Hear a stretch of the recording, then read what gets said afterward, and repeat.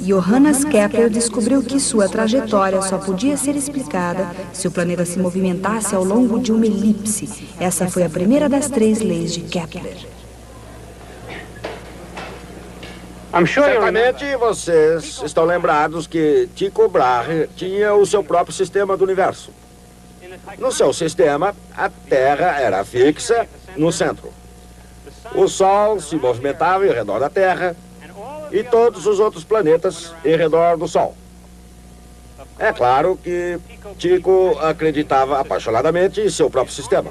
E em seu leito de morte, ele implorou a Kepler que utilizasse as novas observações para provar a validade do seu sistema. Não tenho a menor ideia do que Kepler pensou naquele momento, mas atender o pedido de Tycho aparentemente jamais passou pela sua cabeça. Kepler acreditava firmemente nas ideias de Copérnico.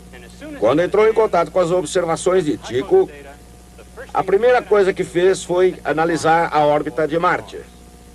Foi muito difícil. Por mais que fizesse, não conseguiu fazer com que a órbita de Marte coincidisse com o círculo. A diferença entre a posição angular de Marte e a melhor órbita circular era de 8 minutos de arco. Em outras palavras, se ele tivesse tentado fazer o mesmo antes das observações de Tycho, isso teria sido possível. Com os dados obtidos por Tycho, era inútil tentar. Assim, Kepler enfrentou um conflito direto entre o antigo axioma platônico, segundo o qual todos os movimentos celestes deviam ser circulares, e as novas observações de Tycho Brahe. Frente a esse conflito, Kepler decidiu ficar com as novas observações. Começou então a procurar uma curva capaz de descrever a órbita de Marte. Depois de muitos anos de trabalho, acabou encontrando a resposta. Uma curva conhecida há milhares de anos. Uma curva chamada elipse. Em termos gráficos, um pedaço de barbante e 2 alfinetes ilustram a elegância simples de uma elipse. Desde que o barbante não estique, alcançando um comprimento diferente, a distância total de um alfinete ao lápis e ao outro alfinete é constante.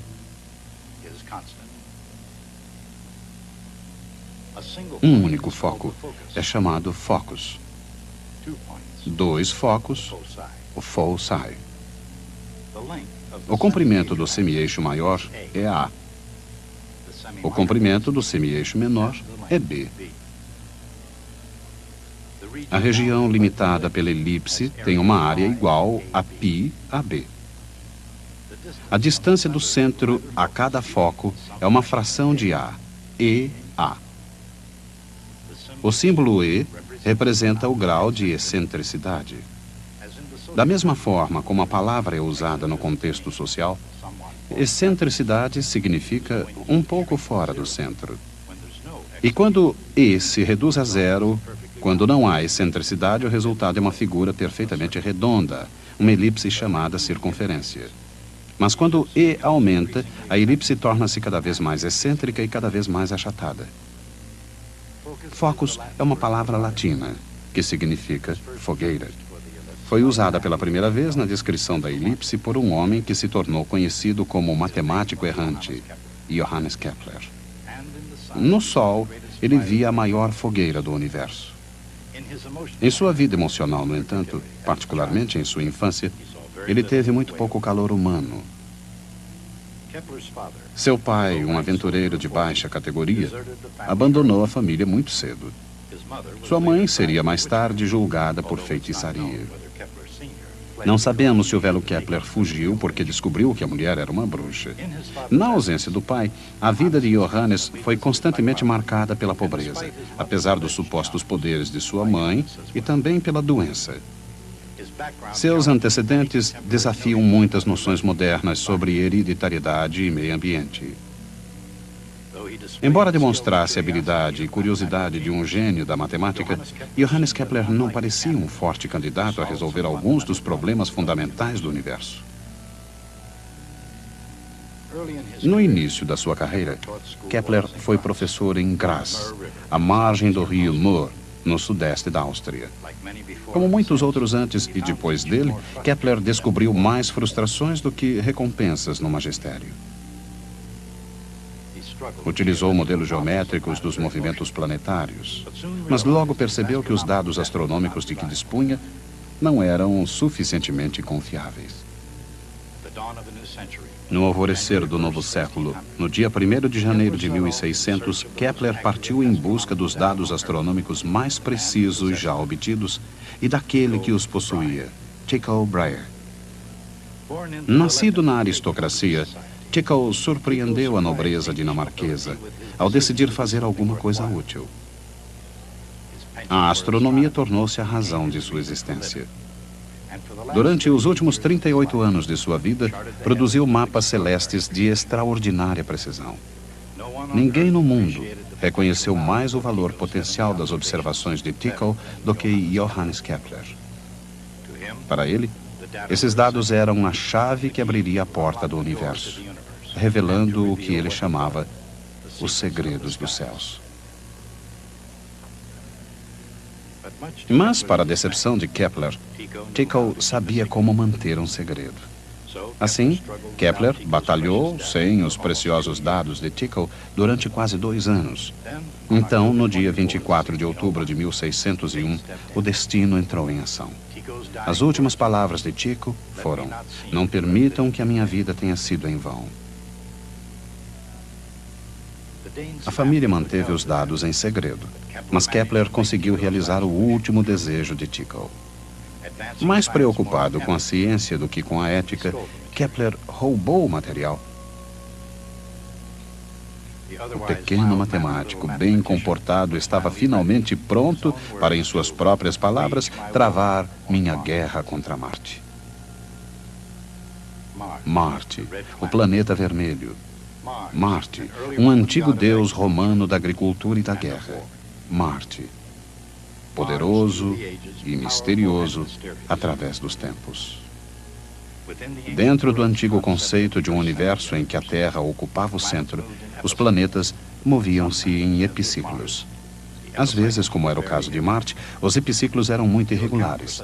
Para explicar esse comportamento estranho, Tycho concebeu o seu próprio universo, o sistema solar de Tycho Brahe. Assim como Ptolomeu, ele colocou a Terra no centro, com o Sol girando em seu redor. Mas assim como Copérnico, Tycho colocou os outros planetas se movimentando em órbita do Sol. Embora o sistema de Tycho correspondesse às aparências de maneira mais simples que o de Ptolomeu, Kepler adotou os pontos de vista de Nicolau Copérnico. Além de ser um ponto de vista impopular, Galileu seria julgado em Roma por compartilhar dele, era um ponto de vista extremamente difícil de se justificar cientificamente. Consideremos o sistema solar de Copérnico e os problemas que ele representava para Kepler. Segundo o revolucionário ponto de vista de Copérnico, Kepler precisava fazer observações matemáticas a partir de um planeta que não estava em posição central e fixa, mas sim em movimento, juntamente com os outros planetas. Podemos imaginar a dificuldade de tentar calcular a órbita de Marte a partir de uma plataforma móvel. Essa plataforma, girando sobre o próprio eixo, move-se numa órbita não circular, numa velocidade constantemente variando e com um centro desconhecido. Esse era o dilema de Kepler. Mas ele enfrentou esse dilema com uma veia poética dentro de um universo lógico. Perguntava, por acaso, que vantagem o pequeno pássaro espera obter do seu canto? Indagava Kepler, expressando como via sua determinação de descobrir o segredo dos céus. Assim como algumas criaturas parecem ter sido criadas para cantar, Kepler parece ter sido criado para calcular. E seus cálculos, que perfazem mais de 900 páginas, foram extremamente difíceis.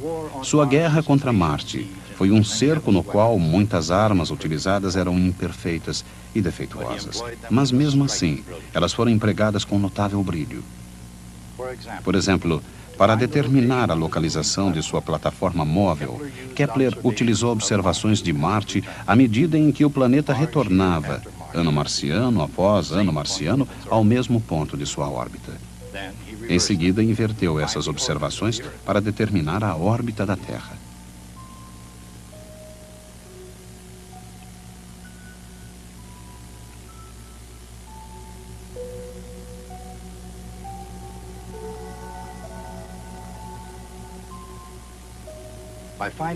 Ao encontrar uma circunferência, muito embora ela não estivesse exatamente centralizada no Sol, Kepler dera um passo na direção certa.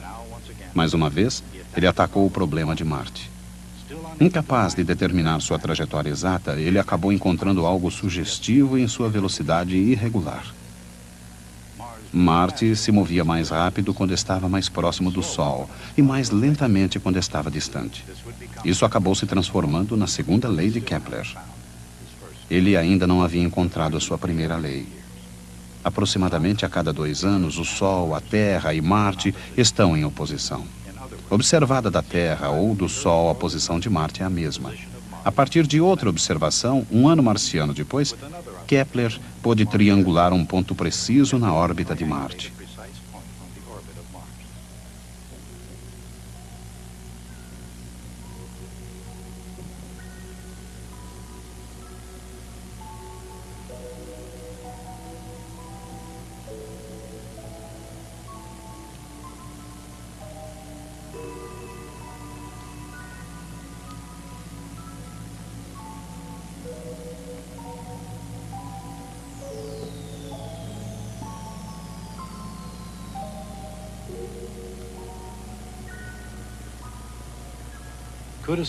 Poderia uma órbita circular, mesmo uma que estivesse descentrada do Sol, se encaixar em todos os pontos? Quase, mas não exatamente. Isto é, não de acordo com a precisão inigualável das observações de Tycho Brahe.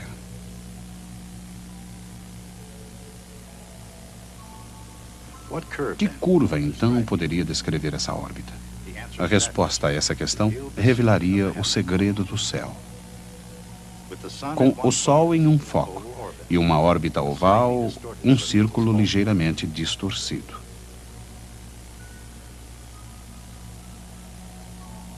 E esse tipo de órbita era uma elipse.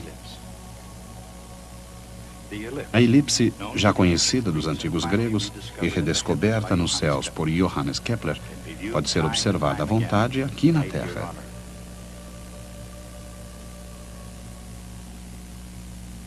É uma questão apenas de observar as coisas na perspectiva adequada. Qualquer circunferência observada de forma oblíqua parece uma elipse. Os gregos conheciam a parábola e a hipérbole, assim como a elipse. Cortando um cone com um plano, produziam curvas chamadas secções cônicas. Se o plano é perpendicular ao eixo, ele produz uma circunferência. Quando o plano é inclinado, a circunferência torna-se uma elipse.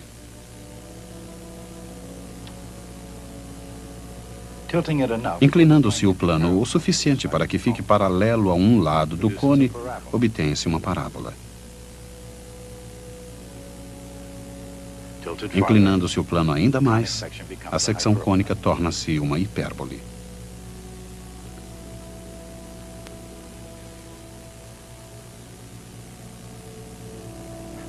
Os gregos antigos apresentavam uma notável capacidade para os jogos geométricos.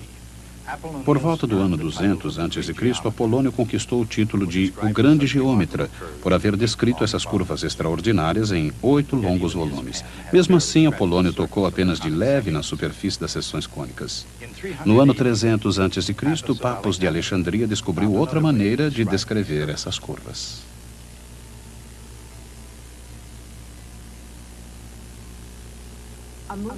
Um ponto móvel traça uma secção cônica quando a sua distância de um determinado ponto fixo, o foco, possui uma razão constante com sua distância a uma reta fixa, a diretriz.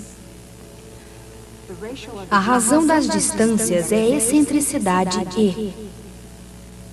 No caso da elipse, essa razão é inferior a 1 e revela a distância que o foco se encontra do centro.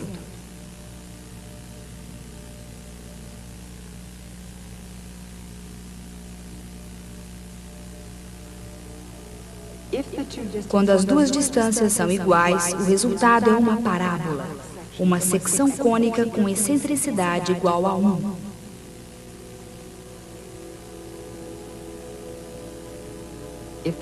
Quando o ponto está mais próximo da diretriz, o resultado é uma hipérbole, com excentricidade superior a 1.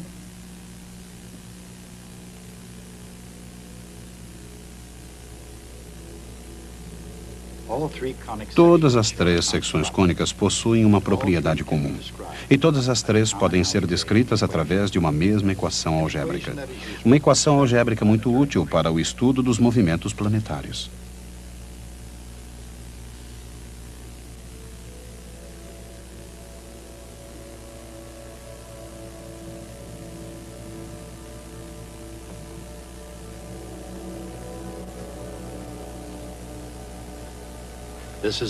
Esta é a fórmula básica para a descrição de todas as secções cônicas, a elipse, a parábola e a hipérbole.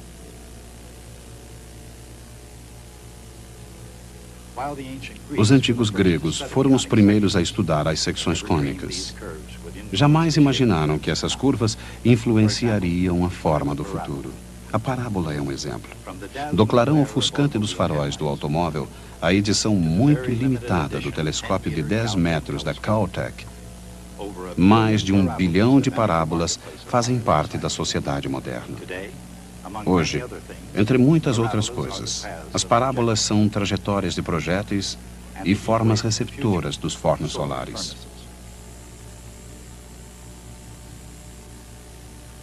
Claro que Johannes Kepler jamais imaginou que a hipérbole e a parábola podiam ser encontradas nos céus. De fato, a utilização da elipse por Kepler, no caso da órbita de Marte, só foi possível porque ela era a única órbita planetária excêntrica o suficiente, aproximadamente 0,09, para ser considerada não circular. Caso tivesse declarado sua guerra a qualquer outro planeta, Kepler provavelmente teria morrido acreditando que os círculos reinavam supremos em todo o universo. Quando pôde, Kepler escolheu bem suas batalhas. No caso dos dados de Tycho, ele foi vitorioso ao descobrir que a elipse, tão boa para representar a órbita medida, constituía o segredo matemático da criação de Deus.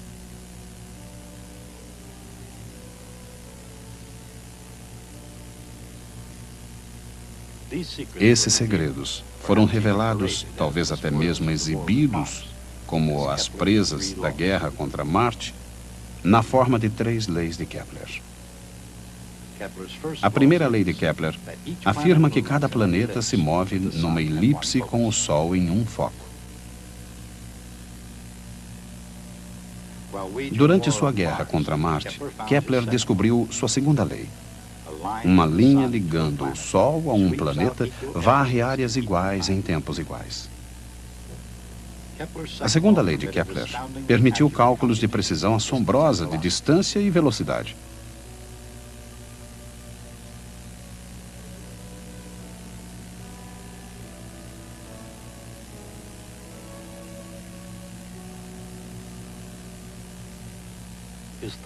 Sua terceira lei surgiu 10 anos mais tarde. Ela afirma que o quadrado do período de um planeta é proporcional ao cubo do comprimento do semi-eixo maior. Essa lei revela uma conexão entre os movimentos dos diferentes planetas.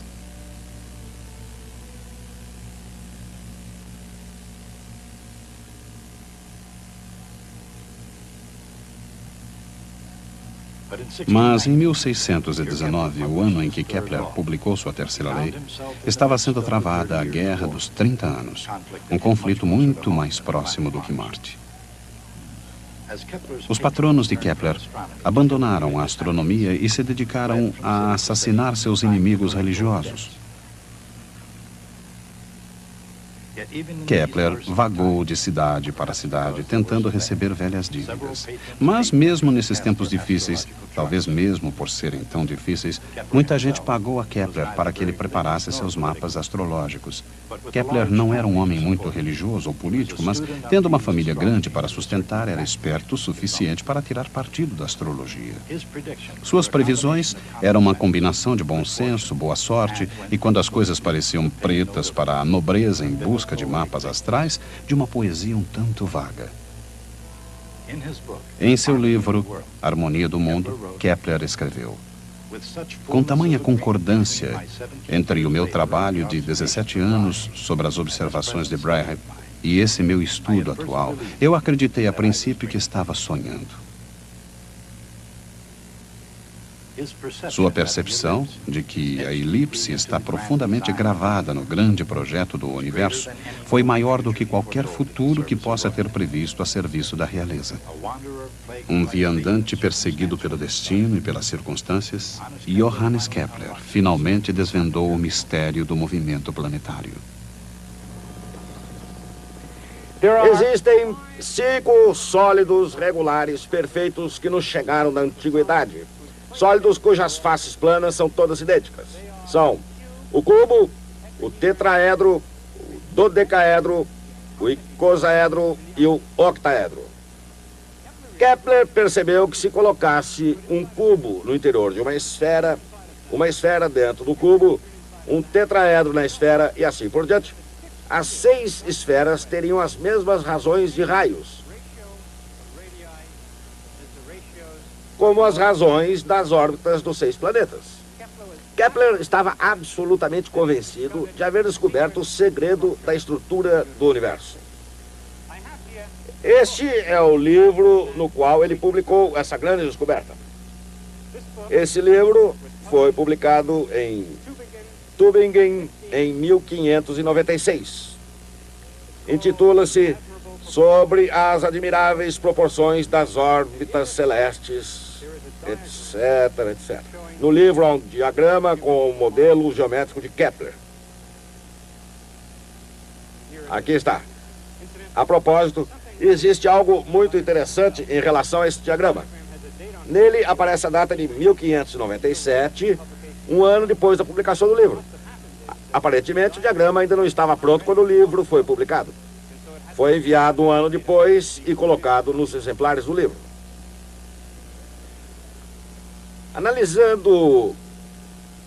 Analisando hoje o incidente, tendemos a achar que essa imagem de Kepler, de um céu repleto de cubos e tetraedros, é estranha e tola. Mas gostaria por um momento de considerar seriamente essas ideias e verificar realmente em que consiste. Em primeiro lugar, numa época em que quase ninguém mais acreditava em Copérnico, este modelo é essencialmente copernicano. Ele não faria sentido sem o Sol no centro.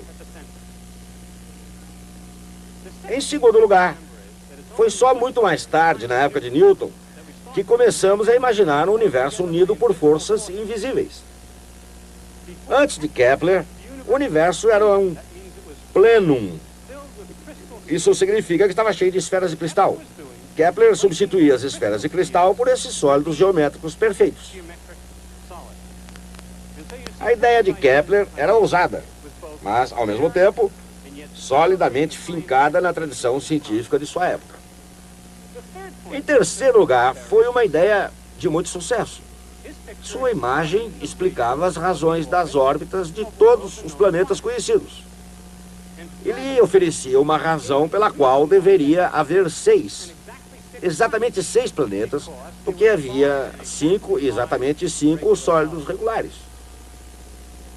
Finalmente, o modelo serviu para motivar Kepler no gigantesco trabalho desenvolvido durante toda a sua vida, um trabalho que conduziria às suas grandes leis.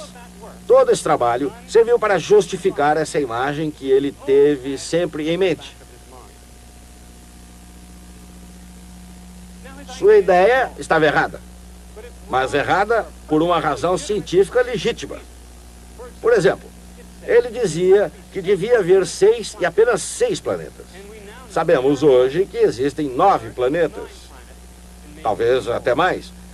E, portanto, essa ideia está errada. Essa previsão, ela faz uma previsão incorreta. Não se trata de uma teoria do universo viável, mas não deve ser ridicularizada. O valor de uma ideia científica não reside em estar certa ou errada. Reside em sua capacidade de nos conduzir a novas ideias e de nos levar ao progresso. Desse ponto de vista, o modelo maluco de Kepler, que acabaria se revelando equivocado, no entanto, segundo qualquer padrão razoável, deve ser considerado uma das mais importantes ideias científicas da história. Até a próxima vez. Embora o modelo geométrico de Kepler seja incorreto, ele o levaria a descobrir 3 leis que descrevem os céus com precisão. Cada planeta se movimenta em torno do Sol ao longo de uma trajetória elíptica com o Sol em um dos focos. Uma linha ligando o Sol a um planeta varre áreas iguais em tempos iguais.